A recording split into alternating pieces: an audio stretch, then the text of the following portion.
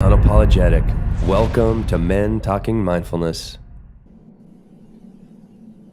Hey, welcome to Men Talking Mindfulness, everybody. Here's a quote from our guest today, Yuval Mann. He says, "I realized that how I show up with women and express myself sexually is how I feel and do everything else." Yes, we are going to talk about sex, guys. Once again, sex and intimacy are vital components of a healthy romantic relationship as they bring forth emotional and physical connections and between better partners. These connections can lead to increased trust, better communication, and stronger bonds. When we feel loved and connected in our intimate relationships, we're more likely to be open and empathetic towards others in our lives, including friends, families, and coworkers. Today, Yuval will help us to understand and appreciate the benefits of prioritizing sex and intimacy in our relationships and how we can positively impact your intersections with the world around you. So get ready. Let's talk about sex, baby. Let's talk about you and me. Let's talk about sex, guys. You're a freaking goofball, man. I know. I mean, but that's, you got to roll sometimes. So, hey, hey, if you want to connect to us at Men Talking Mindfulness, all you need to do is simply text MTM to 33777 to see everything that we're doing. This includes, you want to be a sponsor for the show. We have a retreat coming up in May, Lead Well to Be Well retreat. And we just launched our first virtual meditation course, 9 weeks. That's beginning on April 9th. To find out more, once again, text MTM to 33777. John, it's great to be here with you. Yuval, thank you for joining the show. And let's start rolling, guys. Yeah, we'll jump in with our 1 minute, or rather 1 minute, our one breath opening practice. Yuval, this is how we bookend the show. We start with a quick one breath practice rather, and then at the end we wrap it up with another mindfulness practice. So maybe at the end, if you're willing, maybe you can guide us through some type of practice, but no pressure.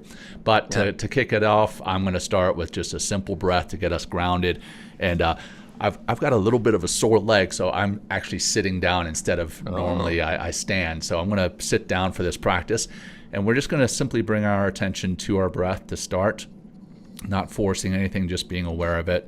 And we're going to begin by exhaling, really emptying our lungs and feeling that emptiness, holding empty at the bottom for a second.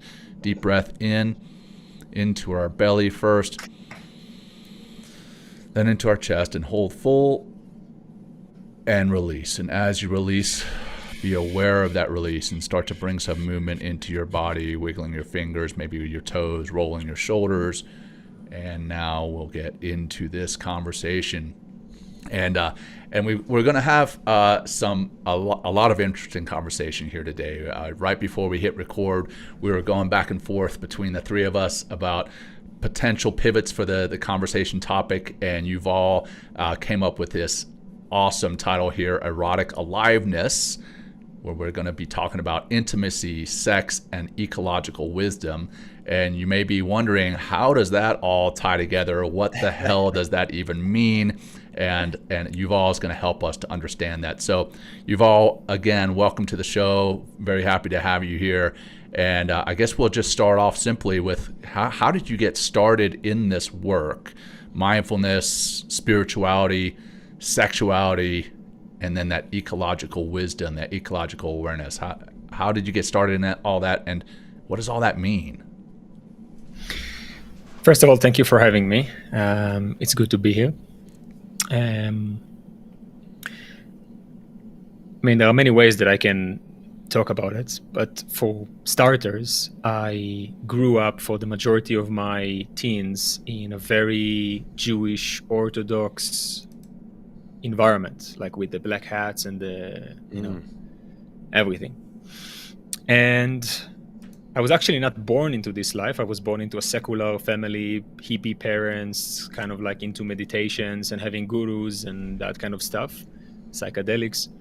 And then when I was 10, they took me from the democratic Waldorf school, which is like a school without teachers and without a curriculum. You decide what you want to learn. Wow. Straight into boys only cheder. This is how it's called. And I spent the next say 8 years, formative years of going through puberty and all that in a very, very conservative environment, only with boys around me. And it was challenging. You grow up, your body is going through hormonal changes, the natural movements of the body, of coming up to feel eroticism in the body. And all I learned is that masturbation is a sin, which is, by the way, a completely nonsensical and also very much not in line with Judaism at all, because Judaism in actuality is a pretty sex positive religion, all in all. So it was a very kind of like, a lot of shame, a lot of guilt, a lot of fear around it. I remember like one anecdote that kind of can tell you this headspace that I was in is that around 14 or 13, I was going through puberty, and maybe even a bit later. And you don't masturbate because it's forbidden. So it just comes out with erotic dreams at night. And I would wake up feeling a lot of pleasure, but also feeling a lot of fear and a lot of shame and a lot of what is this, the confusion. And I would run to the mikveh, which is this like Jewish bathhouse that you go to purify yourself. And I would go and pray for forgiveness. And so this is kind of like the environment that I came out of. When I left eventually and started traveling the world, I think one of the main things that I was hungry for was this sexual exploration. Like, what is it all about? How do I even approach this? I felt a lot of natural awkwardness and a lot of confusion around it, of how do I even start connecting with women. My first partner, my first sexual partner and girlfriend was when I was 22.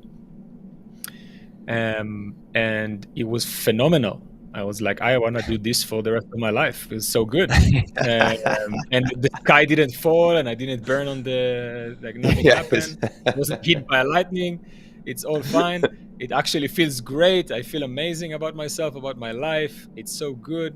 I love giving pleasure, and it's such a artistic, creative thing that I get to do, play with a woman's body like an instrument. It's something that is so foreign to me, but yet so beautifully enjoyable to play with.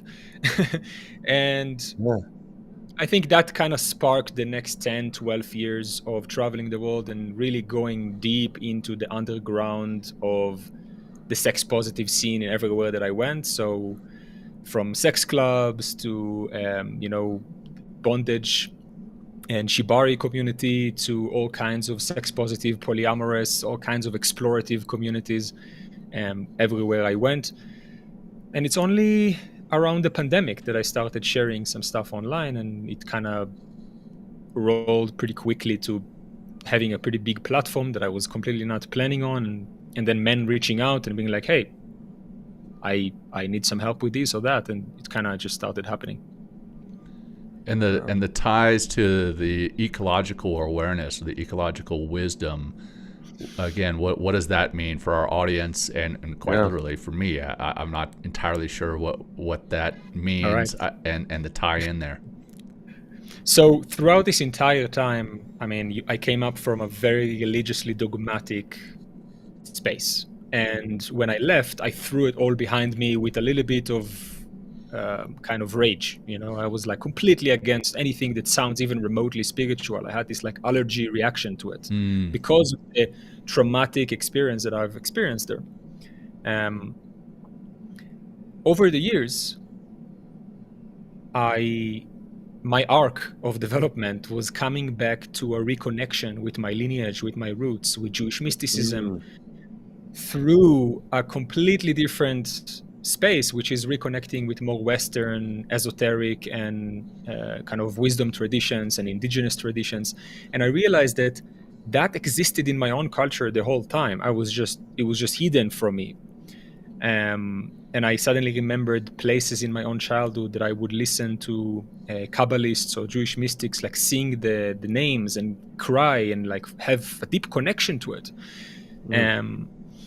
And so through my own spiritual practice, along the line of like exploring this sexual stuff, somehow in the beginning it was just me exploring just being alive, and slowly both of these worlds started converging for me. I started realizing that eroticism, this aliveness that I feel inside of me. This, for some people it's about sexuality. For me, it's not just about sexuality. Sexuality is one expression of erotic aliveness, which is just creative, evolutionary pulsation, life force, feeling, sensation, aliveness, creativity that is just permeating through me. And it's the same creativity that permeates through entire existence. I was like, oh wow. Through that, I started exploring, with the help of different mentors and different philosophers. One that I really love, his work, for example, is Andreas Weber, who wrote a book called Matter and Desire, an ecology of erotic aliveness, in which he ties together beautifully this idea of looking at nature and the greater patterns of the cosmos and learning some wisdom, or basically recognizing certain principles and patterns on how things unfold in nature. And I recognized that connection. It became an integrated part of my own practice, So this is, for me, this kind of idea of ecological wisdom and how it's connected to erotic aliveness as a whole. It's really this connection to the sense that the universe is not a dead thing that we interact with and kind of like suck dry from resources. The universe is an incredibly alive phenomena, and we are all intimately interconnected with all of that.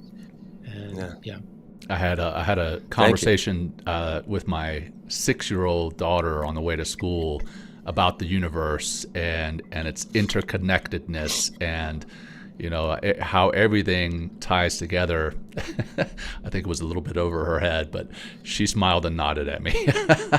Yeah. Well, I'll turn it over to you, brother. No.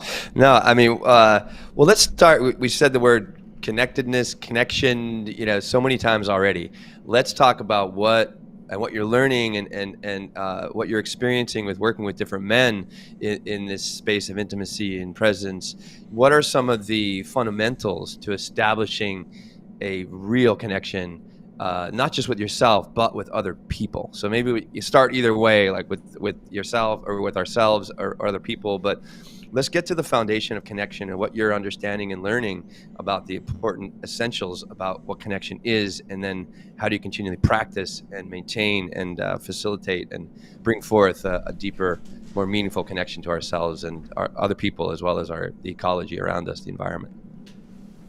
I feel like through my own journey and looking around and working with hundreds of men over the last years, something that I recognize quite clearly is that there is a very big gap between all the way to the fascistic end of manosphere and kind of like these dominative hierarchies and cultural systems of how men should be and how masculinity should express itself and what exactly does it mean and so on and so forth, the kind of like aftermath of patriarchy.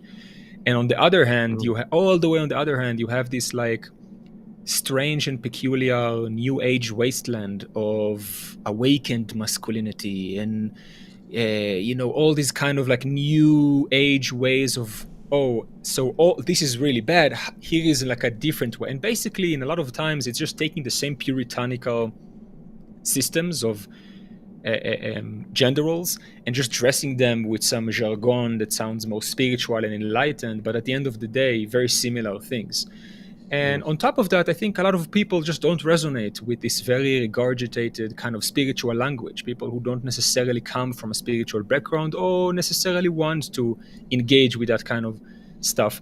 So all the way on the one side, you have like the, a manosphere. On the other side, you like the black pill kind of vibe, the blue pill, whatever pills and alpha nonsense. And then on the other side, you have like the kind of David Data and the lineage of like the superior man and feminine energy, masculine energy, and all that kind of stuff. And I feel like both ends miss something fundamentally important, which is there are no ways to express masculinity in a particular way, because masculinity is an arbitrary concept that is very unique to each individual. What exactly does it mean, masculinity? It's your own story, your own subjective experience, your own outlet of how you want to show up in the world as an alive human being. That's it. And every time you try to create a certain framework for people to buy into, you are naturally becoming a little bit, hierarchical. And so I feel like a lot of men that come through my door, a lot of times, whether they are conscious of it or not, they experience this kind of confusion and dichotomy, and they are longing for, they are thirsty for something different, something that doesn't look at them as just as men, but rather as men, as one of their many identities, but just as human beings. And, how to show up in the world, how to show up intimately, how to show up. And so I feel like, to answer your question more specifically, instead of starting with them with all this kind of dichotomical compartmentalization of, frameworks to try to pathologize and analyze them, something that Western methods of therapy are so good at, this attachment style this, attachment style this type of that, this alchemical type of men, the wizard, the magician, the whatever. I just ask them, what do you want to experience? There you go. What do you want to invite more into your life? And then we try to start from that kind of platform of, what is it that you actually want to experience? Do you want to experience more closeness? Do you want to experience more sex, better sex? Do you want to whatever that is? And then from that, we start unfolding like, okay, what is stopping you right now from expressing yourself in that particular way? And then we can go and talk about all the systems in place that create the particular ways in which we show up as men in the world, and how we can deconstruct them and decolonize from them and liberate from them, and show up more open, more alive, more in integrity with the women in our life. What are some of the things you do in order to, help them express that, or help them to connect, to themselves in a way that allows them to not just understand.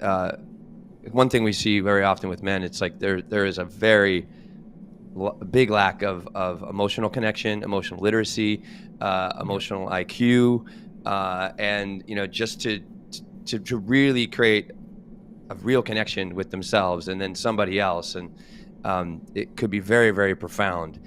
So what would be if someone is out there is listening and they're engaging with this conversation and hoping for one little tool or a couple tools that they can help them engage with themselves in an authentic way and in a meaningful way, in a way that actually opens up the door of their soul instead of just creates more, fiction or more confusion in the mind.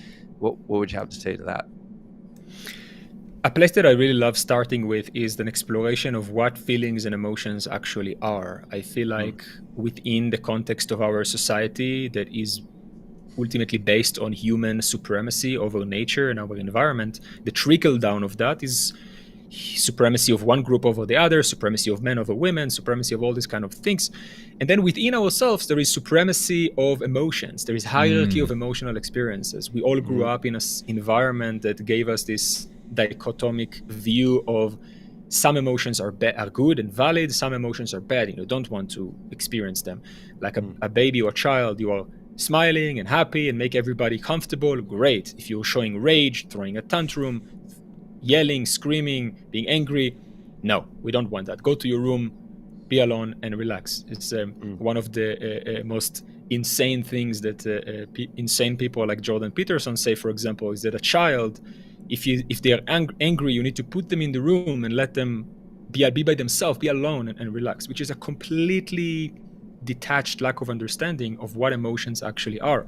And so we start from that realization that there is no hierarchy of emotions. Emotions is not something that you do. Feelings is not something that you do. It's what you are. It's what you're made of. Everything feels, right? Like without your feelings, you are cut from your humanity. Right. You are cut from your intuition.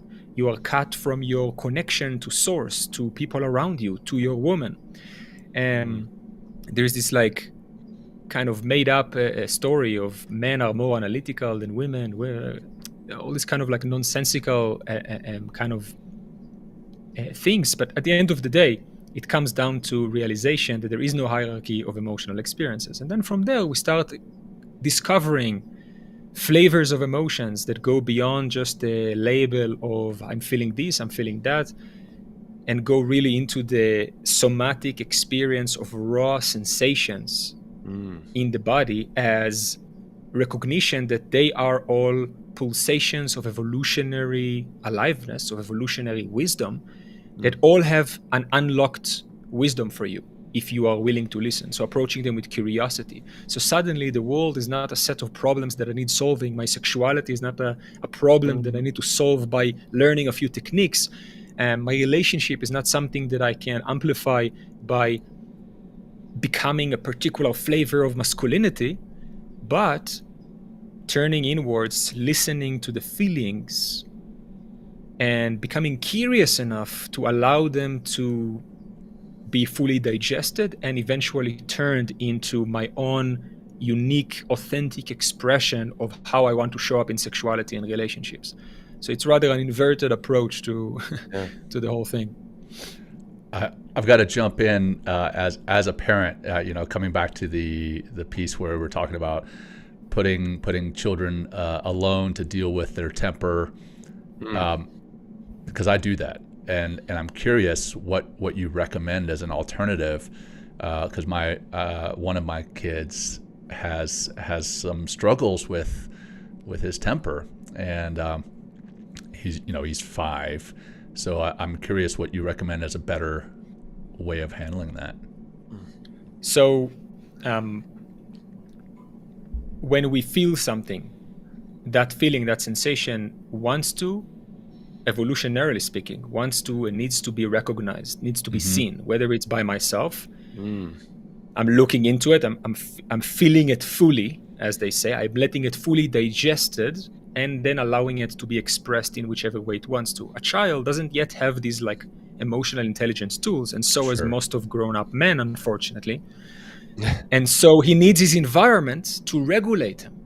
So holding him in that experience, holding him. Sometimes if he's throwing a tantrum and he's like knocking things over, you can't really hold him, but you can sit with him and hold that space for him and be like, hey, I see that you are going through something. I'm here when you want to talk. I'm here when you want to share it. I love you. I love you. Right. And express yourself, scream, shout, yell. This is like all supernatural, inherent, fundamentally important aspects of our aliveness. And so that's, I think, the most beautiful gift that you can give to him. And I'll just say one anecdote that made me tear up. One day I was living in Thailand at that time, and I went into this restaurant, and outside I saw this father sitting, and in front of him his daughter throwing a tantrum, like really screaming and shouting and having a hard time. And he was sitting there, and he told her in these words. He was like, I'm here for you. I love you. That's okay. It's okay to feel the way you feel. I'm here when you need it. And when you want, I'm here to hug you. And she was like going on, and eventually, and he embraced her in a hug. And I really cried in that moment, because I was like, here is a child that is being conditioned to be a fully alive, fully vibrant, healthy boundaries, kind of person. And I was like, wow, that's a beautiful thing. And I think, at the same time, no judgment, right? Like all of us do the best that we know with what we have. I'm not an expert on parenting. I just know from what I looked around and kind of like the models that I observed and what I heard from people that are inspiring to me.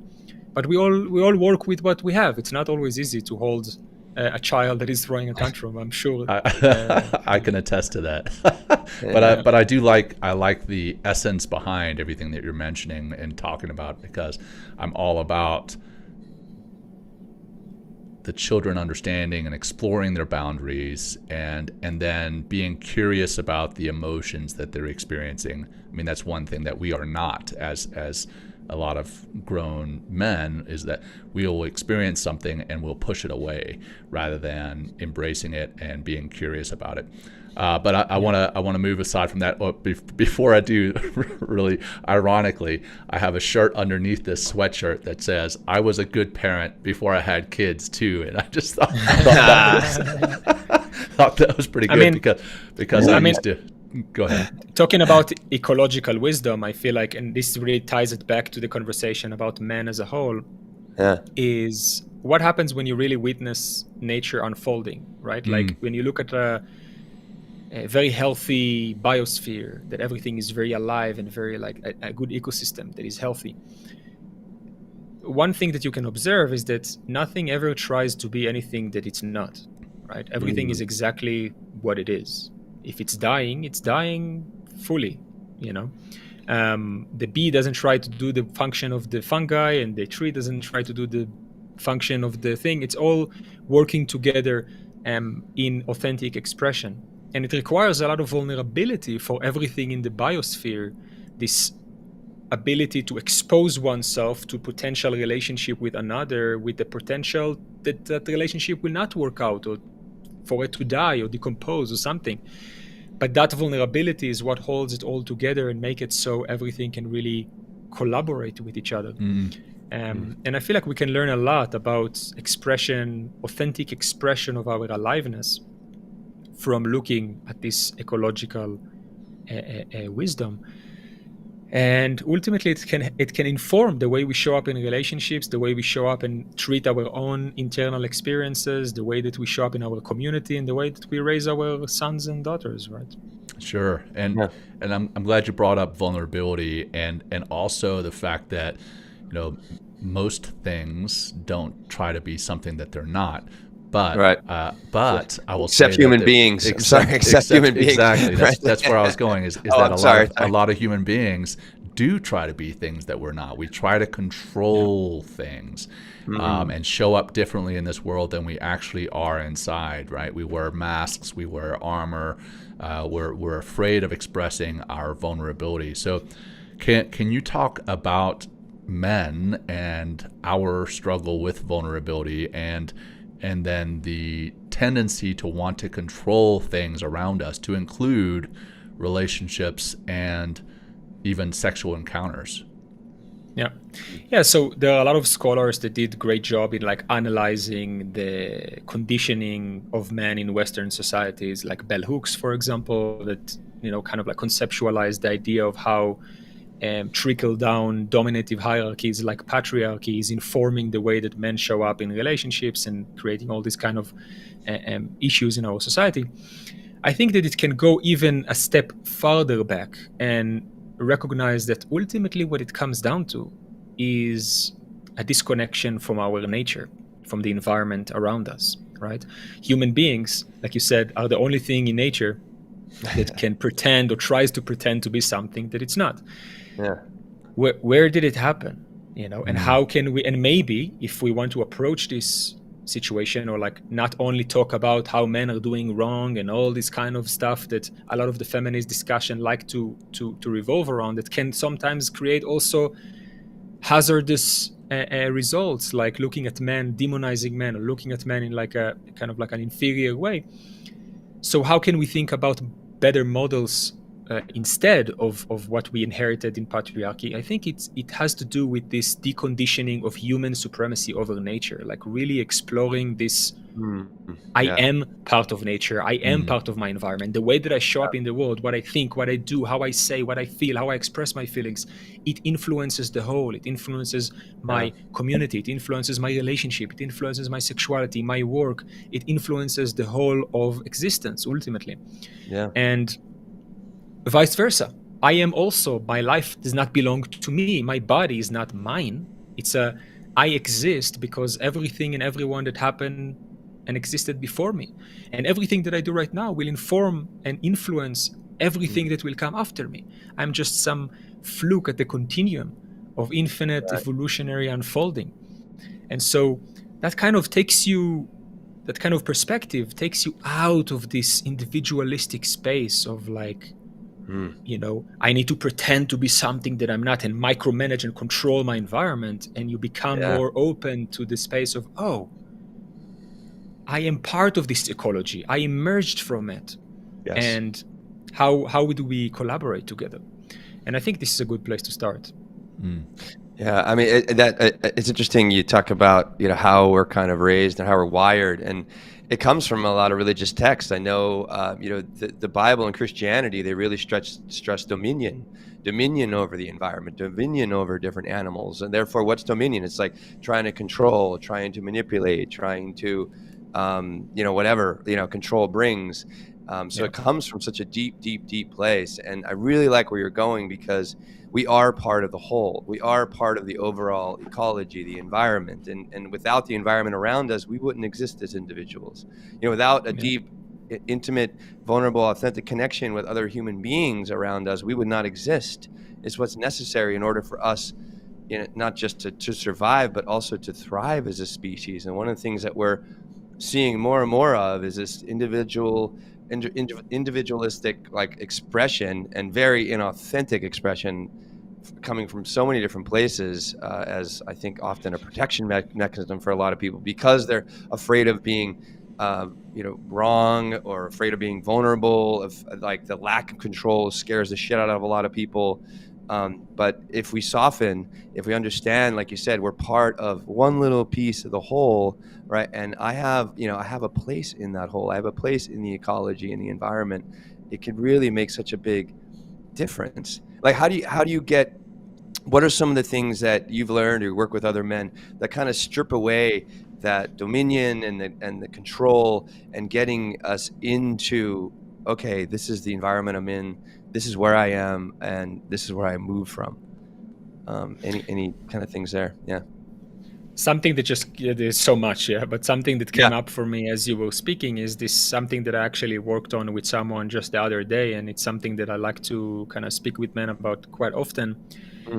Because ultimately I feel like my work is sitting somewhere in having all of these perspectives, and then using every individual man or woman that comes to work with me in their own unique individual struggles and experiences to kind of arrive to those perspectives as a direct experience. That it's not something beautiful that I'm saying or that I read somewhere, but it's an actual embodied direct experience. Which, talking about the dominion in religions, is something that is really missing there. There is always this like dominative hierarchy of a sky daddy who is there to kind of judge you and decide what is right and what is wrong, and have dominative over nature, and therefore humans have dominative over the rest of nature, and so on and so forth. And so something that I like to give as a direct experience is, you walk around the street and you see a beautiful woman, and she has a cute butt, and it's like a beautiful body, and there is like an immediate like an aliveness that awakens. Most men are so detached from that somatic experience that they don't even notice it. They are immediately in the storytelling about that experience of, what am I supposed to do? What does it mean? What does it mean about me? What does it mean about a relationship? Can I get with her? Should I approach her? And so on and so forth. So I challenge them to first bring it back to the experience and notice how much aliveness exists there. You feel tingling sensation in your belly. You feel excitement and maybe tightness in your chest. You feel like things moving through your body. You feel erotically alive. You feel something. Maybe you also feel anxious and afraid and all kinds of beautiful things. And immediately the story that we are telling ourselves is, this is a beautiful woman. She turns me on. And I invite them to challenge that thing. To ask, is it really she turns me on, or is this aliveness exist already here inside of me? It's already here. This body is what feels all of these feelings. And so something that we have been conditioned to and been kind of indoctrinated into as men is, a lot of men have this, because we are so detached from our intimacy, because we are so detached from connection, from touch, from intimacy, from touch, not just physical touch, but emotional touch. Most men confuse sex with intimacy. So they want to get to intimacy. It's what they actually want, but unconsciously, they think that the only way to get there is through sex. And so when you're standing in front of that beautiful woman and you're feeling all of these feelings and you're feeling so much pleasure, and the only way that you know how to experience intimacy and pleasure is through conquering that woman or getting that woman to have sex with you, you're naturally, first of all, going to feel a lot of tension, because that's a survival situation. What would I do? I must get with her. She turns me on. All of my pleasure, all of my sense of intimacy, all of my sense of joy is dependent on that me getting with her. And then whether you go and speak with her or not, she can sense probably in the tension in your body that you have ulterior motive, that you want something, that you already, without knowing her, you want to fuck her, even though how can you know that, right? So there is all these kind of tensions and kinks that are being created. But what happens when you realize that the aliveness already exists within you, that there is absolutely nothing about that specific woman that can give you or allow you to feel something that you don't already experience by your relationship with your environment? The aliveness that you experience inside of you is an evolutionary creative force that is always permeating in your body. That it's not about sex, that you are constantly touching and being touched by your environment, by the breath that you take, by the things that you lay your eyes on, by the temperature on your skin, by just feeling and sensing. And all of that aliveness is happening inside of you. And now suddenly you look at her and you appreciate that. You look at her like you're looking at a magnificent expression of magnificent expression of aliveness, just like you. And the only thing that is alive there is curiosity. Like, oh wow, who is that person? And whether you choose to go and speak with her or not, it doesn't really matter at this point. If you do so from such a space of openness that it really doesn't matter if she will say yes or no. Actually, if she says no, you honor that and you will like, thank you so much for being so honest. Thank you for allowing me the space. Wow, I honor you. Thank you. Bye. Have an amazing life. And if she says yes, great, amazing. Maybe 10 years down the line, you have some relationship problems. Who knows? Some things will be experienced, like it doesn't really matter to you. The only thing that you are focusing on is the aliveness that is being experienced. And even if you approach her, it's going to be with this deep breath, soft belly, an open chest, clear eyes. You may be like, wow, hi. There is no like opening lines and complex things that you need to do. And like your whole demeanor doesn't, project some kind of threat. And if she feels threatened, you understand that because you understand not just your own needs, you understand the collective experience of women. And so you are very honoring and respecting of that. So there is so much spaciousness that is being created when we start approaching this from that ecological interconnectedness and this reconnecting with our feelings and sensing and aliveness. And I found that to be something that really clicks something in a lot of men. It's like a shift that comes not just from a beautiful book or some idea that kind of judges them or their way of being, but rather a really real perspective shift in the way that they approach the world and show up for women and sexually in the world. Wow. I love all that, man. And, especially, as a husband and as a father, like I can look at my bride that way. And I can also look at my children as, other beautiful beings. And I love the term, but now I'm forgetting what you used specifically for the beautiful being that we are and the beautiful energy that we are. And then giving ourselves credit for being that beautiful being, that beautiful energy. I love that. I want to ask you a question about one of the things that you put in our interview questionnaire was in regards to the word Tantra, and how a lot of the time in Western civilization you hear that and you automatically your mind goes to sex. What is the traditional context of that, and how can we get back to that with still understanding that there is beauty in intimacy and in sexuality? Yeah, so I think this ties to the whole, something that I mentioned in the beginning of this whole new age wasteland of kind of spiritual, sacred sexuality.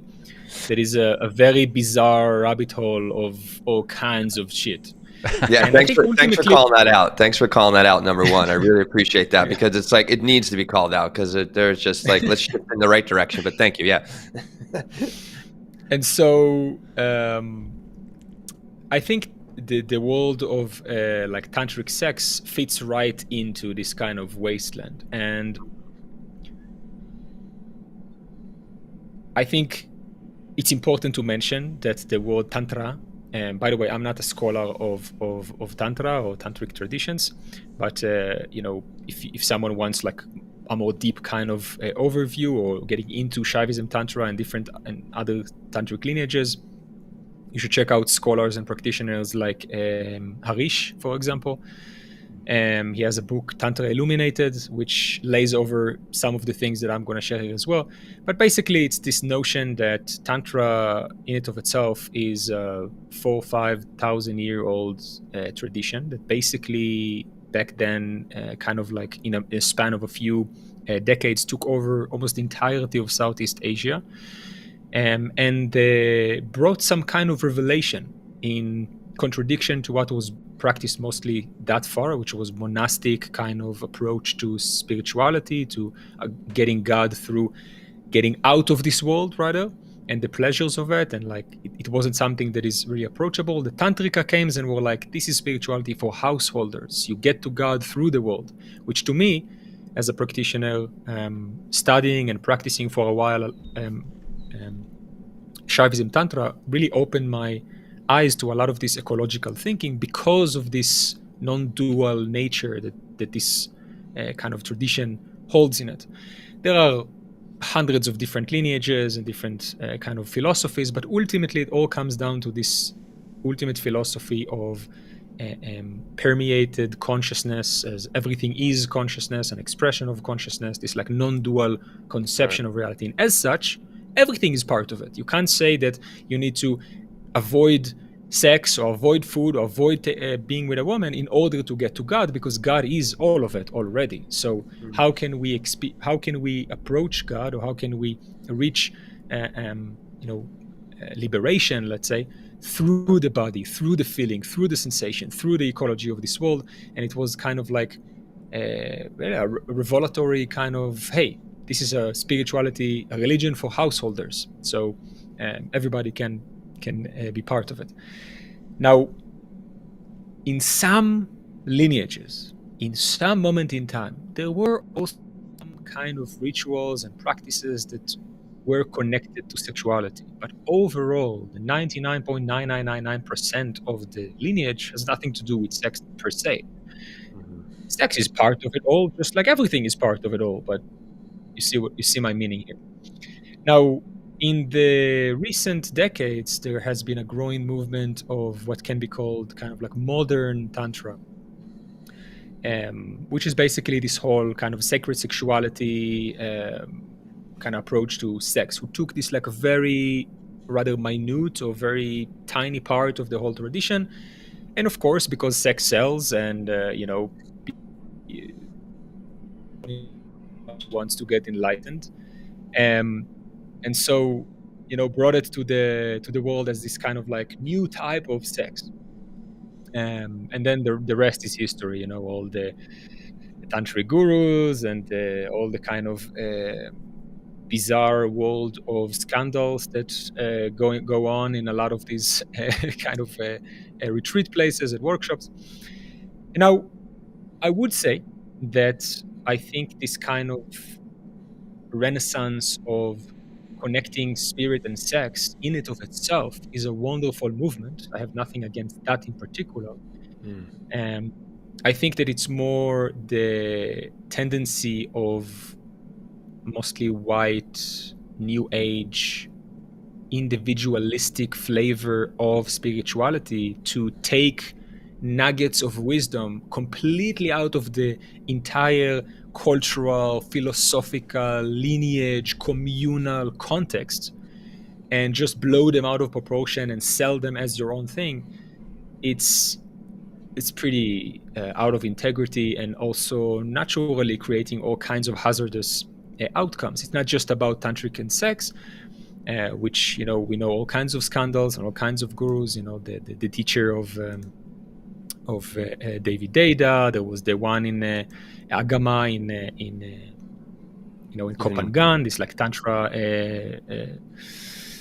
ashram that had some many allegations of rape into it. There's a lot of stuff and people taking advantage of it naturally, because sexuality is a powerful life force, and if you connect it with some kind of very detached one tiny nugget of an idea from an entire culture, but you take it out of the moral, ethical, kind of like community aspect that is supposed to keep you accountable, and you bring it to the West, to the wild West of the West, Yeah, right, exactly. you end up with a recipe for disaster. So, and I Right. think that's true for a lot of things. It's true for mindfulness as well. For example, like the whole movement of becoming mindful is a wonderful thing in and of itself, but taking mindfulness out of its contextual Buddhist space that included a very, very complex, multidimensional understanding of the nature of reality and incarnation and karma and all these kind of deities and moral and ethical and governance systems and so on,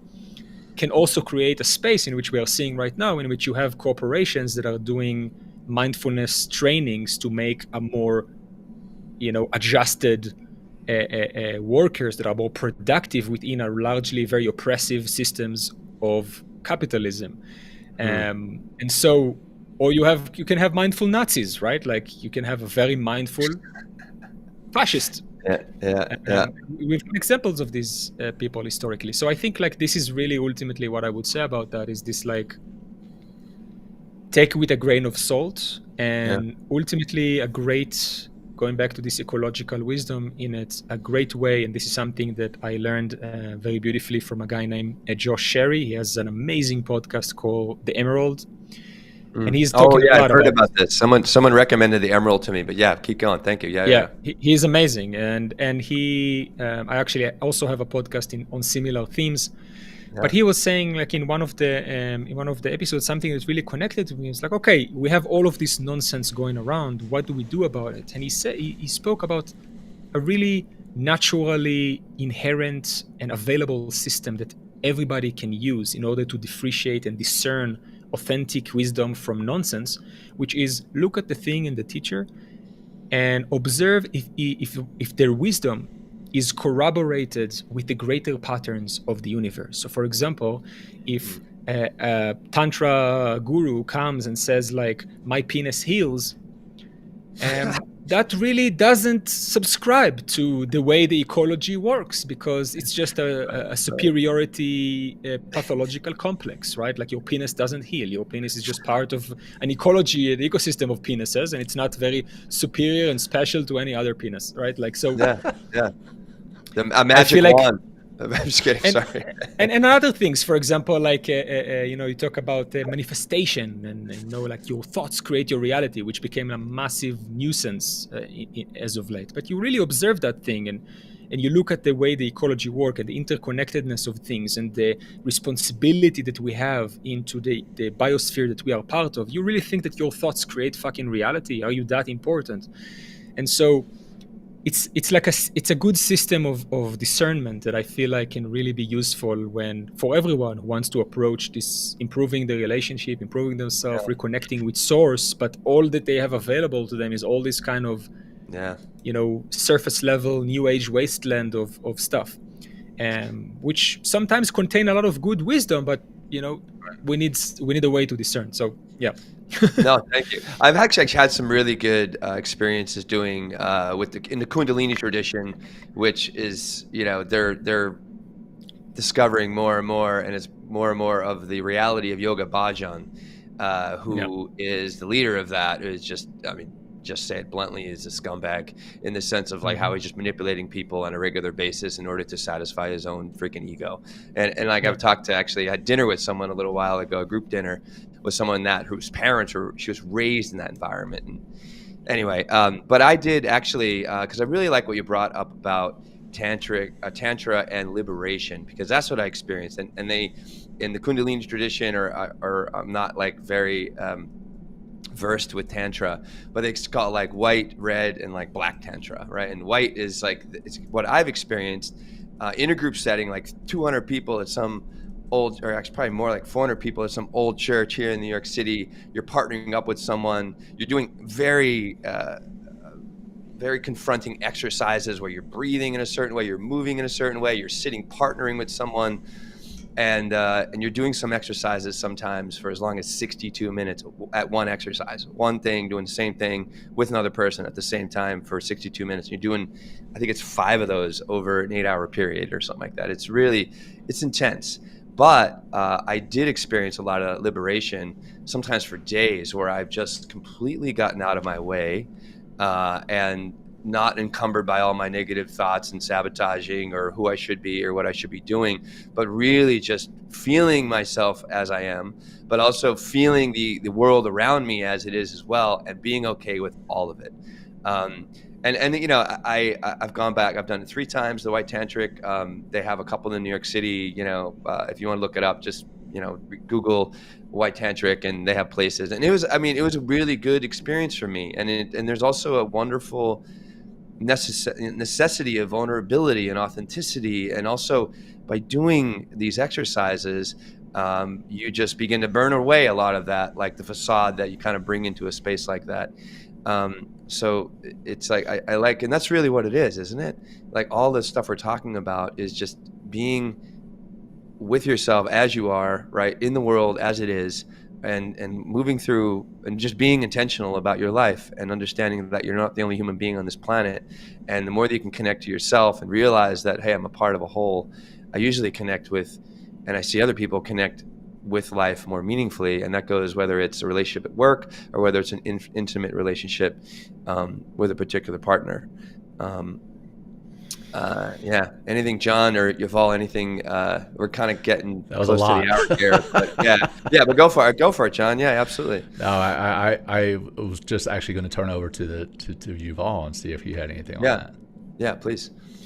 I love that you said it being intentional about life, because I think it's a big thing. You know, we come into things with expectations, right? And expectations are kind of like an expression of this sense of disconnect, and seeing our life as a set of problems needs solving rather than a set of art material that is asking to be embraced and make beautiful art out of, right? We are looking at our environment as something that we are disconnected from, so we need to pretend to be something. We need to like show up in all kinds of different ways in order to be validated, to be perceived as valuable, to, you know, whether it's in the materialistic pursuit of gaining more things, or having the trophy, being with a woman in order to be perceived to have a higher social value, or if it's in the kind of like spiritual materialism of things, of like getting enlightened, or being a great meditator, or doing the thing in the particular right way.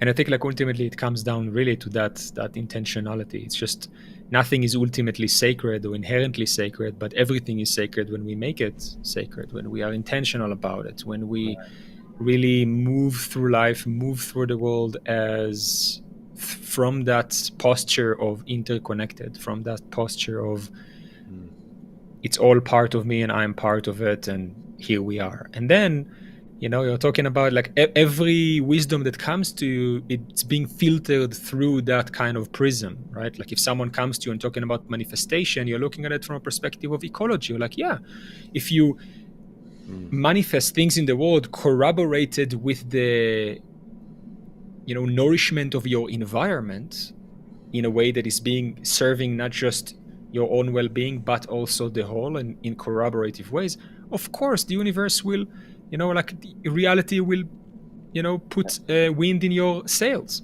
right? But if you are like thinking, how can I manifest $1 million, who is it helping? Right? Like how is it gonna it going to help nourish your environment? How is it going to amplify your relationship? If you know, and it's the same true for a lot of these other things. I feel like you know, that a lot of men come to me because they want to last longer in bed or have more, better, deeper sex, and which is beautiful intentionalities. But I feel like they, you know, they have to come through this prism of like, why do I want to be in a relationship? There you go. You know, why am I having sex? You know, what is this all about? Like, what is this experience? Am I trying to fulfill a means to an end? You know, do I need the validation of making my partner come 10 times to feel better about myself? Do I need to feel superior to other men, you know, because to feel more secure in my relationship? What am I trying to really accomplish here? And then turning that into intentionality, right? Like I want to express aliveness and be what I am, and fulfill my humble role in this grand scheme of ecological aliveness the best way that I know how. And part of it is, how do I show up in relationships? How do I show up in the world? How do I liberate myself and everything around me? How am I How do I respecting practice? myself? Like, how am I respecting myself in the sense of, like, how do I treat myself? How do I, what do I do for myself on a regular basis that continually creates more health and more liberation, or at least, keeps me more intentional instead of reactionary? Like, there's so much that we talk about just this show continually, because it's the little things like you're talking about that really make a big difference, and it's going to create a deeper connection, to yourself, and then again the rest of the world. But you have to start with the self and getting to know yourself, and also what's getting in the way of you being more of yourself. And eventually realizing that there is no self, that the self is an amalgamation of the rest. Yeah. Part of the whole. And it's this it's beautiful paradoxic game of one becoming many, becoming one again, becoming many, and it just like keeps going. Right. Yeah. Well, Yuval, looking forward, what advice would you give to individuals who are looking to deepen their mindfulness practice, and especially coming back to this whole conversation that we've had about intimacy and ecological awareness? How can one who's listening to our show that's like getting into mindfulness, maybe he's been a practitioner for a while, how can they deepen their mindfulness practice with the considerations of the intersection of authenticity, intimacy, and ecological awareness? I think it's very important to have a practice, and a practice that is also, again, going through the prism of the ecological awareness. It's not about becoming a better this or master meditator or guru of mindfulness or doing it the right way. Every human being has its own unique practice, unique path. But having a practice, having a place in which you come back to again and again and again and again, that reminds you who you are, that reminds you where you come from, that reminds you where you are eventually going, no matter how many billions you accumulate. That's important. It's not just important because it's not another thing to consume and another status symbol to have, and to wear the right spiritual fashion. It's really is to keep you sane, because without it, you will go insane. This world is wild. There is so much going on in the world. There are multiple genocides happening simultaneously. There is like the aftermath of centuries of capitalism and patriarchy. Like, things are crumbling and collapsing. Fascist regimes come up. Like, there's a lot of intensity coming up, and together with that, all of us and our own emotional, relational struggles. How do you navigate all that without going completely insane? And I think that having a practice, it's about that. Whether it's Buddhist mindfulness, whether it's like some Eastern esoteric tradition, whether it's reconnecting with your own lineage, with your own, if you're coming from Christianity, then like mystical Christianity, or like looking back at the parts of your tradition that you can deeply resonate with and that corroborate with the greater ecological wisdom, that are not dominative and dogmatic and oppressive, and really develop a practice that works for you.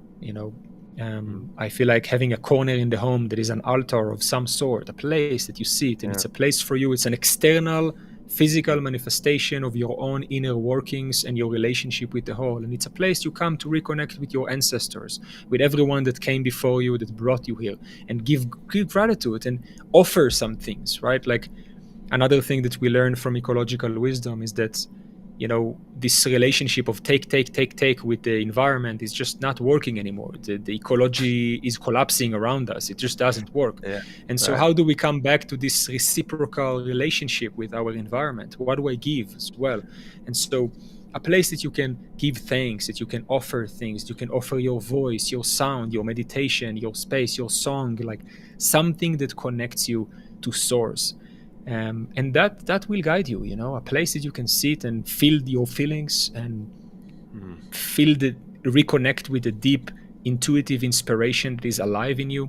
And that can inform the way that you move throughout your day, move throughout your relationships. And then you behave in ways that are inauthentic or behave in ways that are detrimental. Okay, this is why it's a practice. You go again and you do it another day, you know. Yeah. And I think that's like really the most fundamental thing that I'm realizing for myself. Yeah. Beautiful. No. Yeah, absolutely. I mean, taking time every day to sit with, you know, who you are, how you are, where things are, what the world is like. I mean, is so incredibly important. Like getting into that, you know, I said on the show before, I say it often. It's like, you know, we're always so concerned about what we're doing, how we're doing things, when we're going to do different things.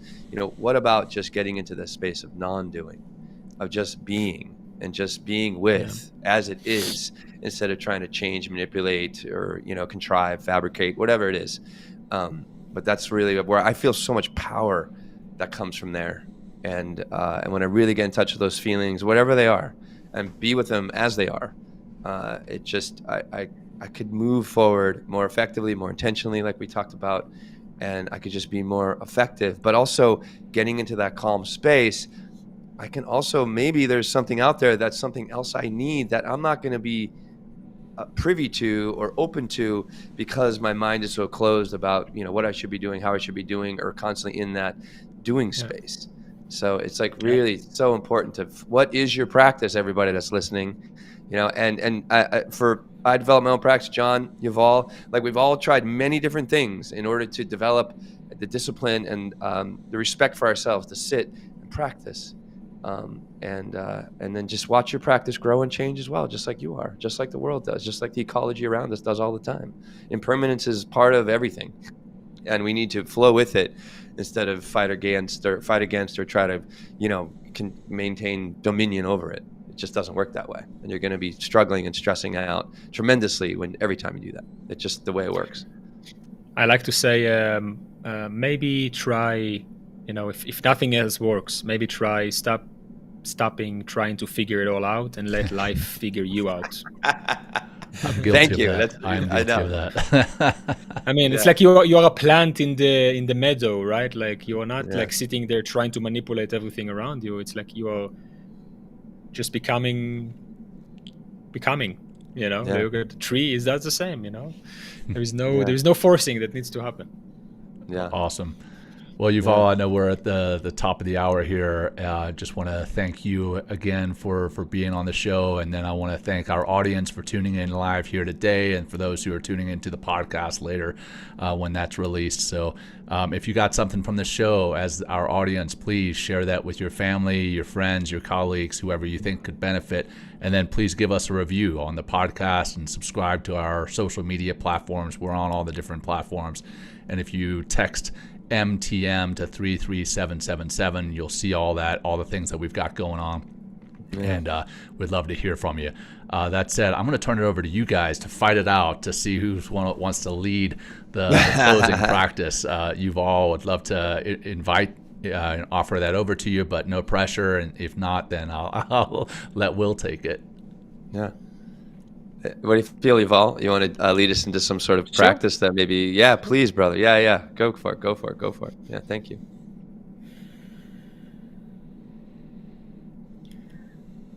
You're invited to close your eyes if you feel like it, or just soften your gaze. Take a few deep, nourishing breaths from the nose into your stomach. Allow your stomach to rise. Feeling your chest, and exhale.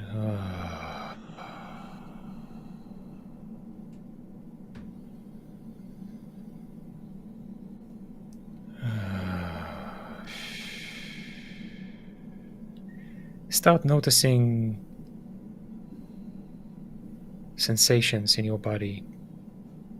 If there is tension anywhere, if there is a pleasure, if there is a place that feels particularly pleasurable or good, if there is some pain somewhere.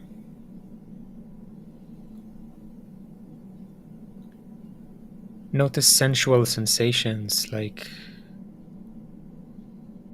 the weight of your body on the chair or wherever you are sitting, the way your clothes caress your skin.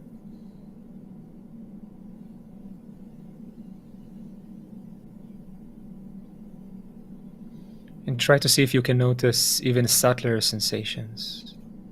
What is the mood of your heart?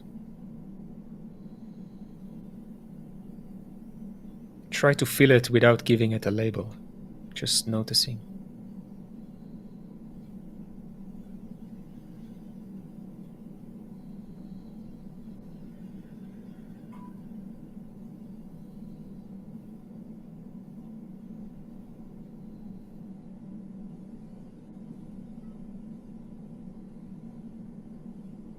And if you sit with it for enough time and you just feel, eventually you'll start noticing inspiration comes in. A desire, an inclination, an inspiration, some pulsation or movement.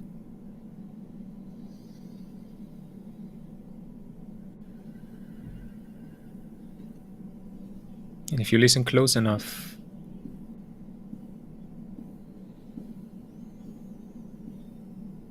you can allow the world to speak through you.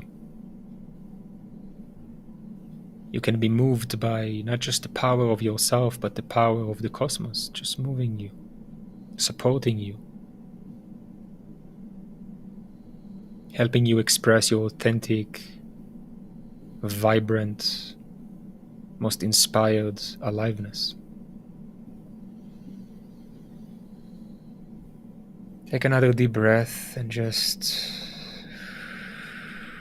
embrace all of these sensations.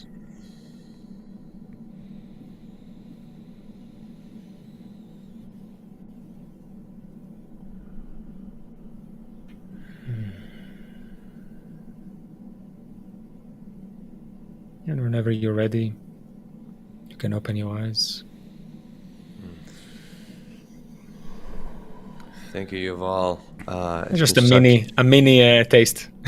Yeah, right. Beautiful. I mean, that's a great place to start. I mean, that's a practice right there. And if you do that, just if you start right there and just go back, and we can cut this up and put it on our podcast. Just go back and listen to Yuval and this simple meditation. It's going to get you in touch. It's going to start to slowly create that liberation that we're talking about here. It's going to let go of all, the things that we think we should be doing, and maybe shift us in the direction of who we really are. And also, what we have in order to do that and develop more of your practice, we have, this meditation circle starting on April 9th. So that's another way to hit up our website. So any closing words, Yuval? We really thank you for all your wisdom today. Appreciate you. Yeah, just anybody who is going to listen to this, I hope whatever you heard here will permeate and reverberate through your body, through the way that you move through the world, through the way that you show up. And really, the world right now and the chaos that we are in, it needs your joy. It needs your aliveness. It needs your pleasure. It needs your vibrant, inspired authenticity. So really, by coming to that in you is really the most powerful service that you can do to the world, to the environment around you. Yeah, thank you for being here. Thank you for allowing me to be here. Of course. Yeah. Thank you again. What's the best way for people to find you, Yuval? Yes. I guess social media. I'm Yuval Mann with double N on. You can put the links, but I think Instagram, TikTok is where I mostly am. But I also have a podcast. It's called Emergent Wisdom. Great. It's a pretty fresh project. We explore ecological wisdom and evolutionary aliveness with original music by my partner. So it's a whole experience that you get into. With practices as well. So make sure to check that out. Yeah, we'll make sure that's shared in the show notes for everyone who is watching and listening to check out. So Yuval, thank you again. Will, always a pleasure, brother. For our audience, thanks again for tuning in. Until next time, take care, and we'll speak again soon. Thanks, everyone. Peace. Thank you, Yuval. Thank you for joining us today. We hope you walk away with some new tools and insights to guide you on your life journey. New episodes are being published every week, so please join us again for some meaningful discussion. For more information, please check out mentalkingmindfulness.com.